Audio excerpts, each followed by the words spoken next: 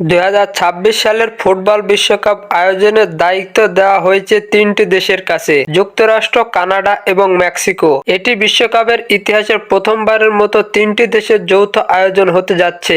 এর মাধ্যমে বিশ্বকাপের প্রথমবারের মতো উত্তর আমেরিকায় ফিরবে, যেখানে সর্বশেষ বিশ্বকাপ অনুষ্ঠিত হয়েছিল 1994 সালে যুক্তরাষ্ট্রে। এই যৌথ আয়োজনে ফুটবলের জনপ্রিয়তা আরও বাড়াতে সাহায্য করবে, বিশেষ করে উত্তর আমেরিকায়, যেখানে ফুটবল এখনো তুলনামূলকভাবে উন্নয়নশীল খেলা।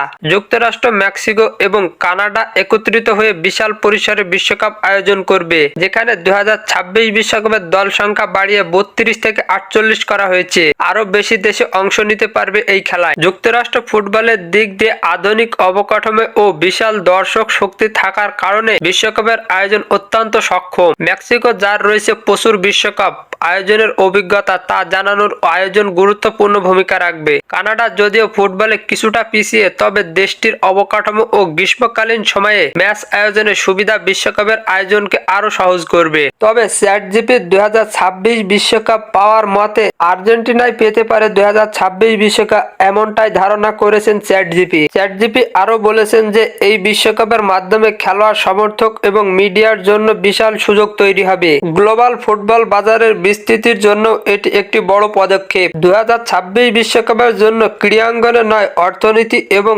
সাংস্কৃতিক বিনিময়ে এক গুরুত্বপূর্ণ মাইলফলক হতে যাচ্ছে এটি।